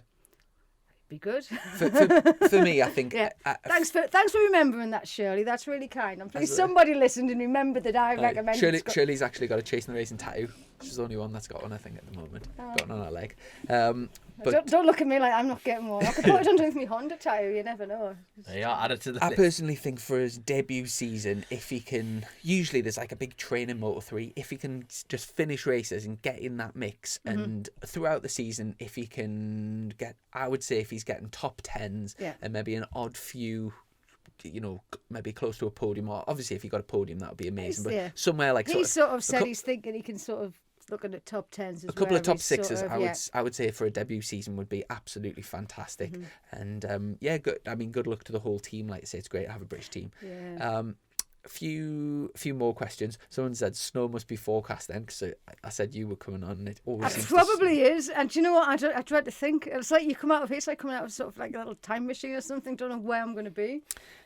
It was Mike Orton, and he suggested what are your thoughts on a sweepstake for patrons? So predicting like MotoGP, World Superbikes, BSB, TTC, and all that sort of thing. We'll come up with an idea for that, because I think that would be pretty That's good. a good idea, yeah. Max Mayer's early predictions on who will be the champions in World Superbikes, MotoGP, and BSB for this year. Plus, what's the thoughts on commentary positions with commentators in them being scrapped at the TT? I don't know anything about that. Do you know anything? Say it again. TT commentators at the TT, because usually Manx Radio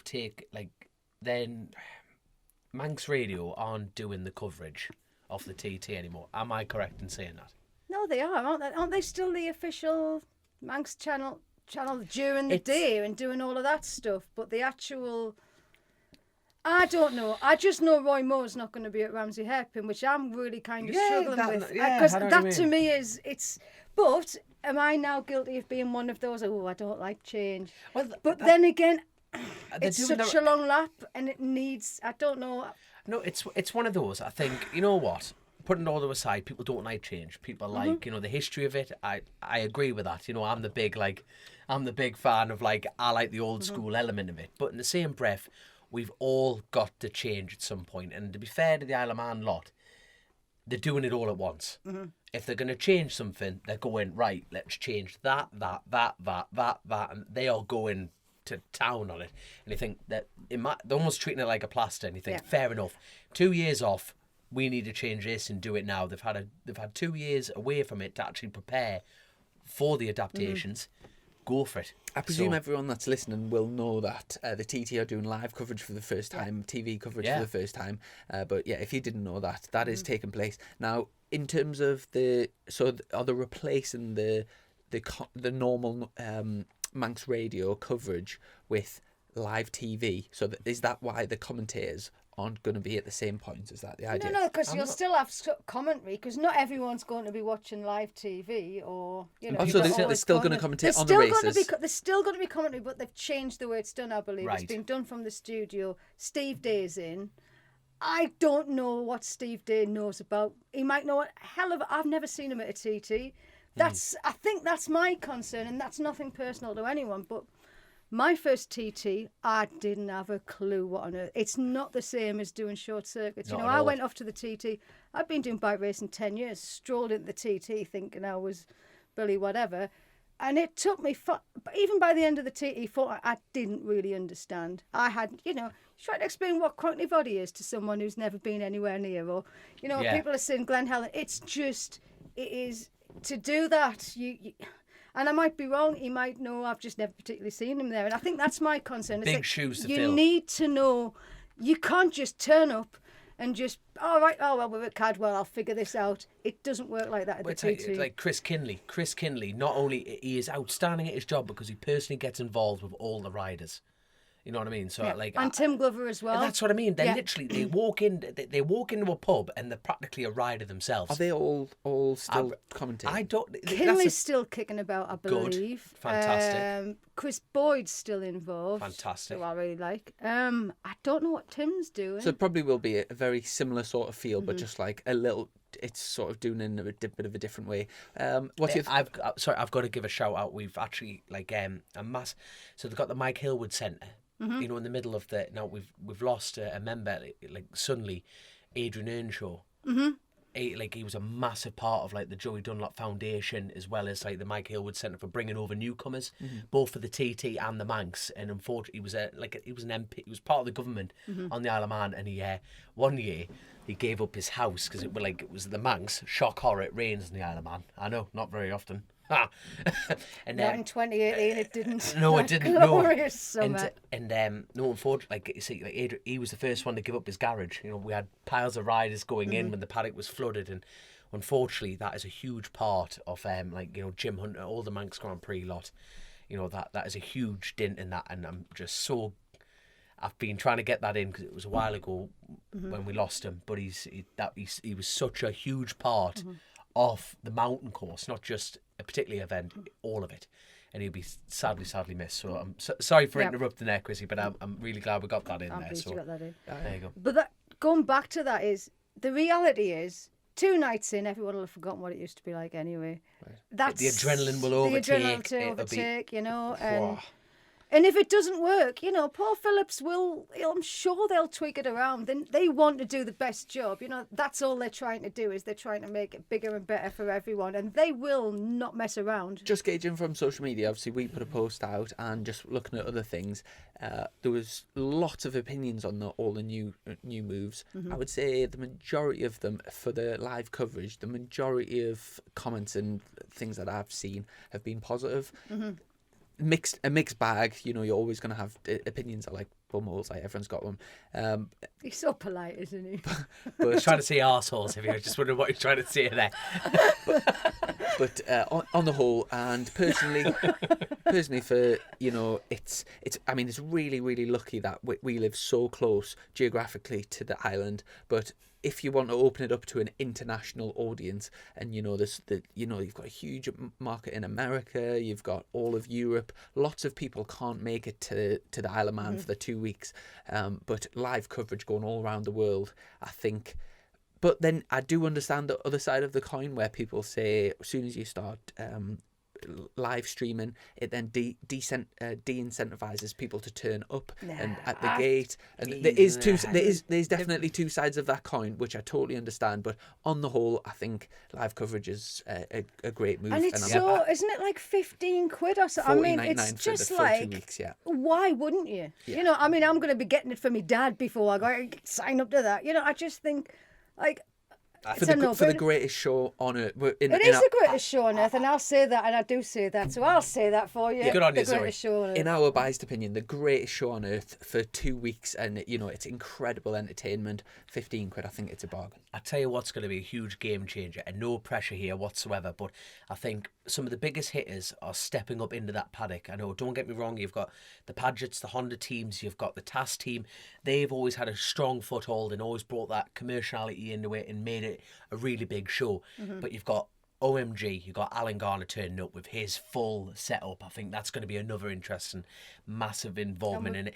Feiho Racing. We've got the Gas Monkey That- FHO thing, yeah. I couldn't, like, that was exactly That what I is was leading up to.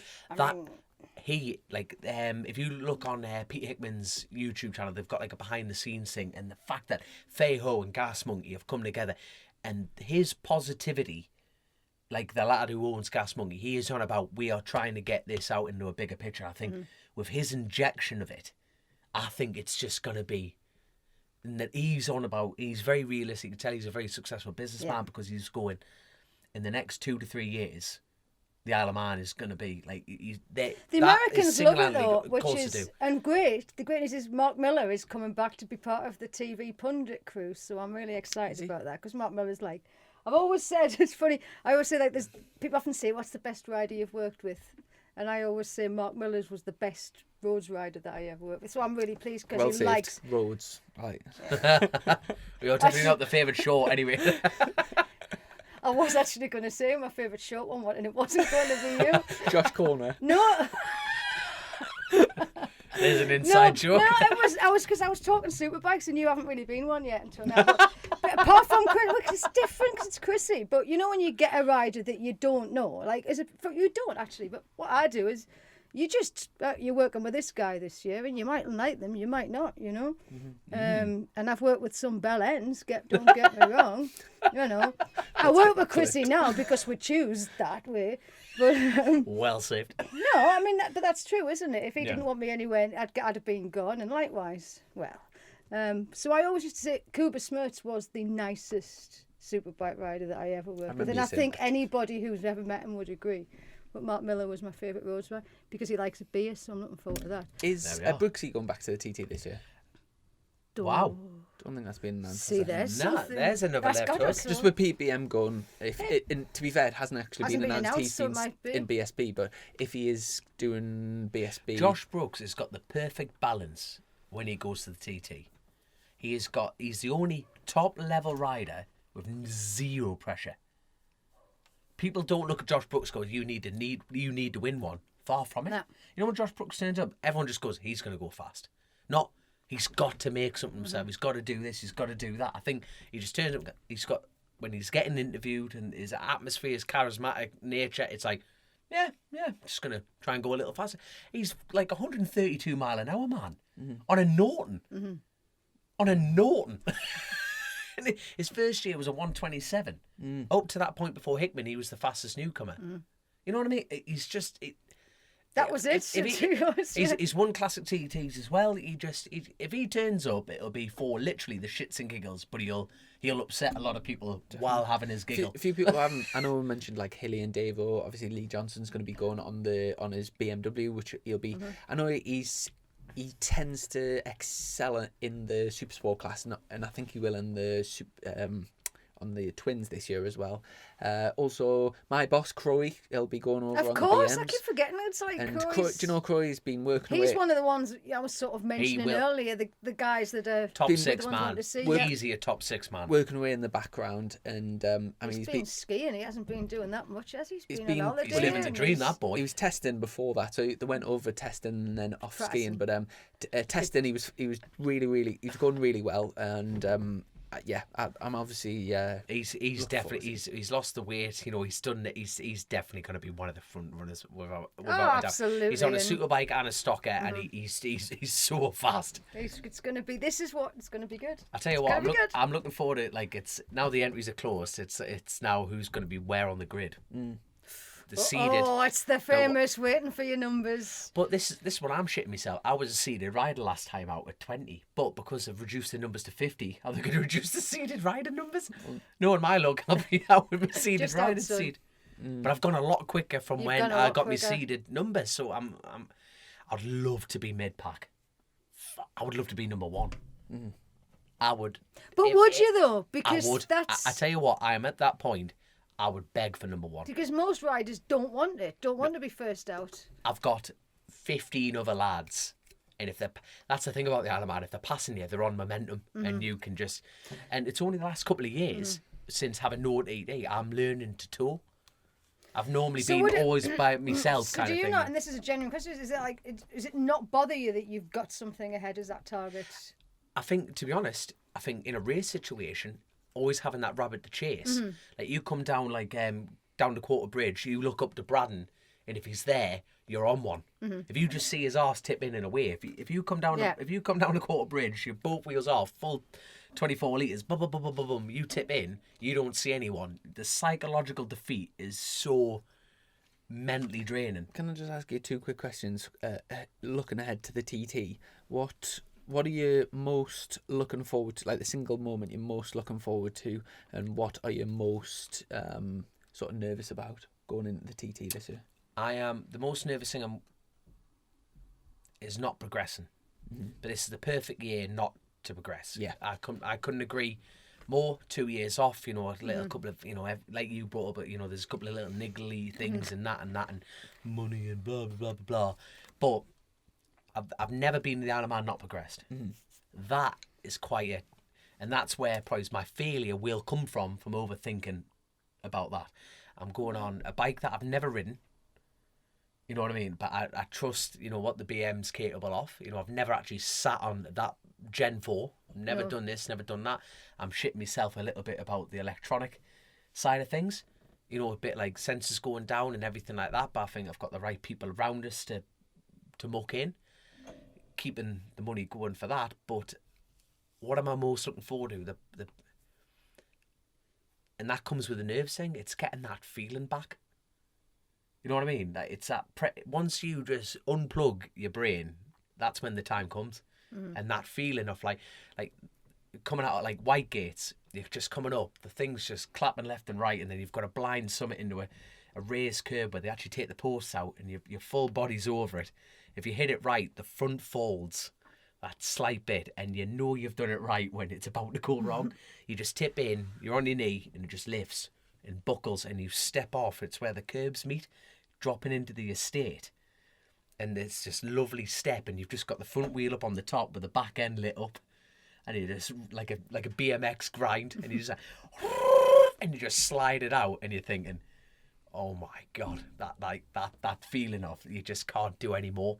And like in shorts, you're doing that all the time. You know what I mean? It's like that. But when you're skipping your head off a wall, just like, and you think I can't do more, and you just think that feeling. That's what I can't wait to get. I love looking at his face. Look how I mean, can't it's just wait like to I get get back I to know. that. It's just that Glen Helen of like Bishop's Court locking left and right, and you just think this is just. And I can't. Second night, third night of practice, I'm looking forward to. Yeah. The first night, you're as colour as that rich energy I can. love You're looking like that, at yeah. his faces on Yeah. first night. There's Just not- watching these there's guys' not- faces. It's There's brilliant. no one. Even Hickman will come in with that. And Hickman is the ultimate poker player yeah, in this yeah. game. Nothing phases him. Nothing deters him. He's consistent and he's fucking fast. But even that first night, They all look sick as chips on that first night. the adrenaline dump. It does that. You could go around the northwest for 2 weeks. That does nothing. I know. I don't. We've Keep done. knocking that bloody camera. I'm bloody useless. We've done this podcast for over 3 years now, and I don't think I've ever asked you this. But Feels like 30. do you have? I know. Do you have any? Do you know John McGuinness always talks about like his pre-TT rituals and like mowing the grass and all that sort of thing? Do you have any rituals that you like to do before you leave for the TT? Jesus. And the room Oh, felt that's a lot. silent. No. It's mad. No, it's just you naturally go through them, but like rituals wise, I'll go. It's a very recent thing, but I always go see my mate Holly, who passed away. When we first started. Yeah. Yeah. I go see him. Did you do the first TT? The first time you went to TT? No. But Holly and Stephen, you know, were three mates who built a team together, like WH Racing, and you know, it was just. You had a bricklayer, a sign erector, and a tree surgeon. You know, and we just went, you know. Sounds like the beginning of a joke. It does, doesn't it? It does that height, and you just think, you know what, them lads. And obviously the team's still going. You know, Holly's no longer with us. Yeah. But us three together, it was just like, let's go for it. And the sacrifices they made, and the sacrifices I made. But you know what? You had three people who just went, you know what? And Holly, I never met him. Never met him. He turned up the Isle of Man, and I was wearing a lid. I'm not going to slag off the brand on air, but I was wearing a brand lid, and the thing kept moving on the mountain mile. Literally, the top of the air scoops were like dragging it up, and I was getting to the end of the mountain mile, taking my hand off and patting the helmet back down. And I was doing this for like 3 nights of practice, and this little hay bale of a bloke came around the corner. So, what are you whinging at? I can't say, oh wait, this helmet, man, I can't. You know, I was trying to pad it out with sponge and all sorts. He goes, we'll just go buy another lid. I said, I can't afford things like that. And he went up and bought me a lid. It just went, right, packing your fucking whinging and get on with it. Get on with it. And I just went, and it never moved an inch. And like, since then, I've been on an RI. And I just went, you know what? It blows that. And then he just got in bed. He just went, right, just shut up and get on with it. Shut up and get on with it. And, you know, his last moments were all about, he just like, oh, I wish I did this years ago. And it's like, we spent a lot of time, like, he died from cancer. Like, it riddled him. But I've never met a tougher man in my fucking life. And I always go have a quick word with him before I go to the Rock. You know what I mean? But I'm very lucky that I've grown up with people.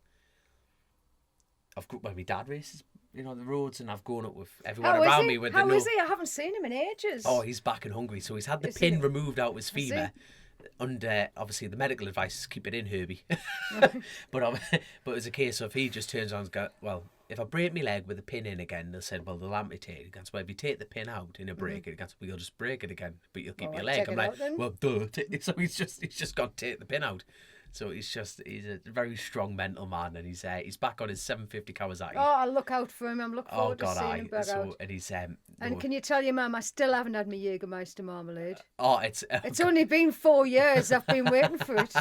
She's gonna say I've given you 20 blooming jars, and he's just sold them around the paddock.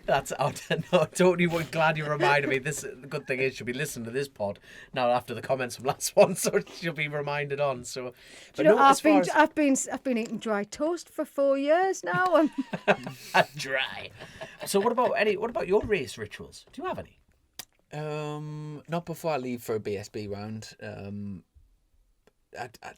Yeah. It's not rituals, but I always used to, back in the day when we were doing loads of videos, you always used to do your lap before you went out. You used to sat, and it would be like, Chrissy would just be sat in the corner, look like he's having a fit. Like the first time, because he's doing like the whole lap, and I used to like that, but you don't. Then like you stopped, and then you started doing it again. So I'm just. Well, it's funny because like this is kind of where I start. Like before each session, I'm always like here basically. Relaxing. This was when he used to have to sit outside with the peasants, and he would just be just sat on his. You'd have your lid on and everything, wouldn't you? By then, I think you just sort of sat on his own. You'd just be. I think you just find. I think everyone just finds something that I like to do, and I remember Stoner never ever used to like thinking about the race or doing anything before he had to like go on the grid. It used to just like sort of wind him up and get him more nervous, where some people find it really useful to like run through, and like I think like Stoner never used to plan the first picture the first corner and plan it because it would just stress him out, where some people find it useful to like run through every situation, and that like de-stresses them. So everyone's just different. I think you just got to... So what do you do? Or you're not telling us? Just different. I think you were right. I was going to go back to 55 this year, but... We'll try next year. Someone else had it.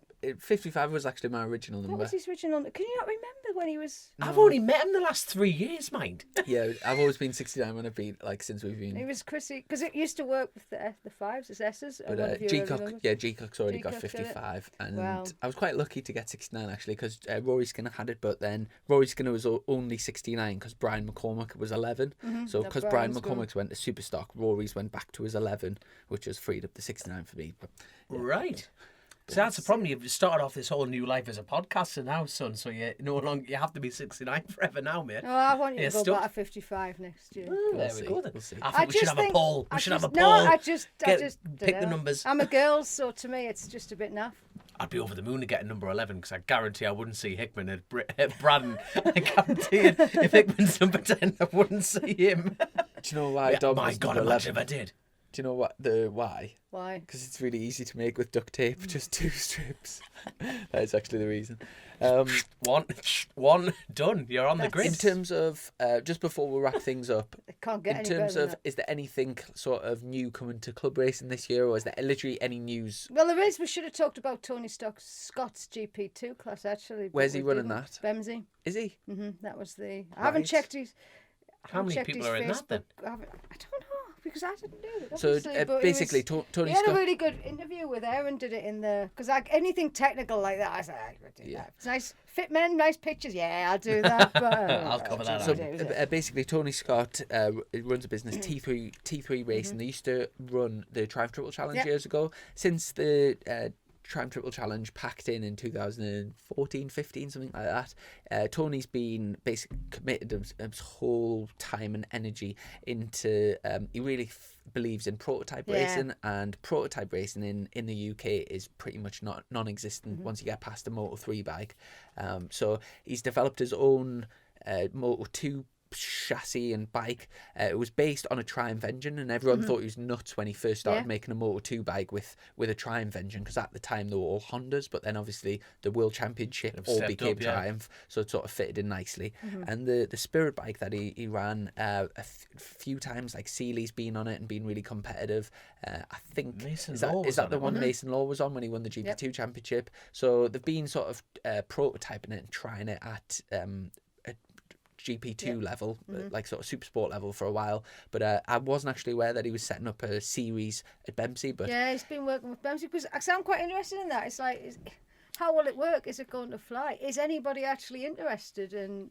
we'll see. I know we're going to. I find it quite fascinating to start that in club racing, in a good way, because it's. I mean, it's a hell of a bit of engineering, but the problem just comes down to the cost. You know, when you go, Cheddar. it's really weird when you go to Spain. It's so deprived economically, like in terms of the cities and the towns, and like everything's pretty much like in terms of the GDP is like so much lower than in the UK. Yet when you go to a CV round, they've all like there's grids and grids of like kids riding like 80,000-90,000 pound bikes. It's like a mismatch type of thing, where in the UK it's all production bikes, and you know from. What tends to happen is kids start out on mini GP bikes, they step up, they maybe can squeeze 1 year on a Moto 3 bike, and then if they don't go to Spain, they've got then the next route is to go to Super Sport and either go World Super Sport and World Super Bikes, or go BSB and then jump across. There isn't any prototype option to keep going in the UK. So Tony Scott's sort of trying to fill that gap. I'll be interested to keep a tabs on it and see how it comes on. You're obviously you're going to struggle to attract the caliber of rider that he probably wants in the series running at a club event, because most people, like we've talked before, have that thing about being at BSB.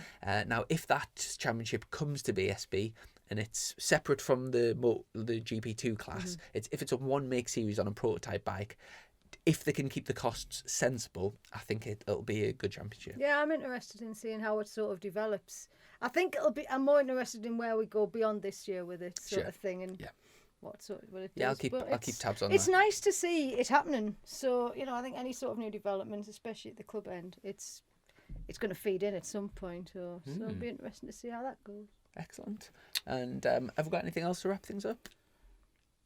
Exciting times ahead. Entries are shutting, entries are open, it's all happening. So My season starts tomorrow. I was about to say, and our job should be a little bit easier now, Chrissy. We've actually And got by the stuff to time talk this about. comes out, people will know whether or not who's won the first MotoGP race, and whether or not we're all just idiots. Can I push you both for who's gonna win BSB and who's gonna win World Superbikes? Oh, it's a bit soon. Right. What, the championships? Yeah. I want Johnny Ray to win it again. Yeah. World For World Superbikes. Superbikes. This is me what I want. I want Johnny Ray to win I it. don't know whether I want. I think I like Johnny, but do I want Scott to win it? I don't know. You see, you forgot Scott was there, didn't you? Yeah, Do you think Scott's got a realistic chance on a BM? No. No. I don't know. I think it's a rider. Obviously, It's a rider he has. obviously, but no. Fair enough. BSB? BSB. Oh, it's far too soon. To be fair, we haven't had the full I entry suppose list out, but ask me after testing. Yeah, there's a couple on. I'd expect. What do you think? What are you thinking? Chrissy Rouse? Is he going to win it? I think. Oh God, you I better don't win. want No, one mate, of the yams. mate, I want someone else mate, to win. Mate, you have to win a race this year. That is the pressure from me. No, don't shake your head at me. If it's wet sunshine, you feel it, son. You go for it. I'm desperate. I think for me, I'm not being funny, but people who want to download this have downloaded this, and people are believing in you, and I want them to rally up and just go, please win a fucking race. I think I'm looking forward to seeing how Haslam gets on. Obviously, You know what I mean? coming back from World Superbikes Yeah. on the Kawasaki, I think he is going to be very strong, and he's going to have real good support. I think O'Halloran's going to be really strong. Oh, God, yeah. It's rumoured that Sykesy might be coming back. It'll be interesting to see how he Well, gets that's on. it. I mean, if he's coming back, that's what I want to see. You know, I'm really interested in how he gets on. I do think the Bradley Ray and I think they'll go well. Then- I think Kyle Ride, I think them two will be strong on But the they're Yamahas. not on the level of Sykes and Haslam. Sorry, not a chance. Nothing. No. Right. And that's not, they are not, and I'm not saying they never will be, but they are not. Is that experience talking? Yes, it's just, they're just, sorry, no. No. You know, and I mean, they are both decent riders, but you can't compare those two to the two that we've just said. I think no. it's definitely going to be a tasty year in British Superbikes. I mean, isn't it? It's just- O'Halloran is going to be going for that. I mean, he is surely, I mean, everyone wants it, but God, he must really, really want that, mustn't he? Will he that's show it. his hand early? Because last season we saw what he did, and it was just like Jesus wept. He won it twice over, didn't he? Before the showdown.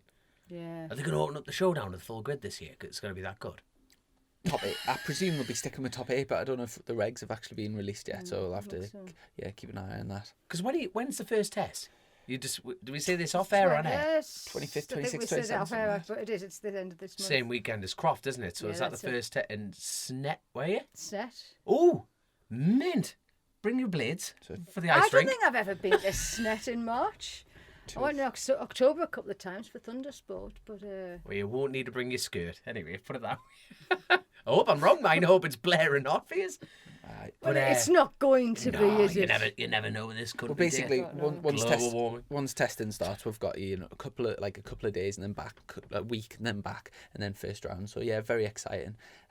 Just before we wrap up the podcast, obviously the world's in a bit of a crazy place at the moment with the whole Ukraine-Russia thing. Over now, let's watch your go in. in, Yeah, World War was, III. If anyone is obviously listening from any of that part of the world, Where are we heading here? I tell you what, no, because we'll hope that it gets solved, and there will be people listening to this that are in like a real sort of a bit of a shit position. So yeah, let's kind of hope that it doesn't escalate and things sort of get under control. 'Cause it is a very Volatile's the word, wasn't it? Yeah. So yeah. Imagine where us three are sitting in a trailer and the button gets hit. There might be nothing out there when we go out here. That's This Lundy's might be- quality building. That there we are. Just come back, Jesus wept. But no, you're right though, Chris. You know what I mean? It's Jesus. I know don't even- we're all sat here having a laugh, and it's like. But actually, it's if you actually stop to think about it, which we're not going to do, it's terrifying. You know what I mean? But there I we know go. we've ended on a note of doom. On that note, we'd just like to say a massive thank you to our sponsors, Colchester Kawasaki, and to our patrons. And looking forward to the podcast next week. And like I say, the season's just around the corner, mega exciting. And whatever direction you go with the UK Club Sport, we'll obviously wish you all the best. And Thank you very much. Look forward to catching up sometime soon. Cool, thanks for having Catch you me. later on. See you in a bit. See you. Take care. Click, buy, deliver. With remote purchasing from the two-time Motorcycle News Dealer of the Year, Colchester Kawasaki. Proud sponsors of Chasin The Racin.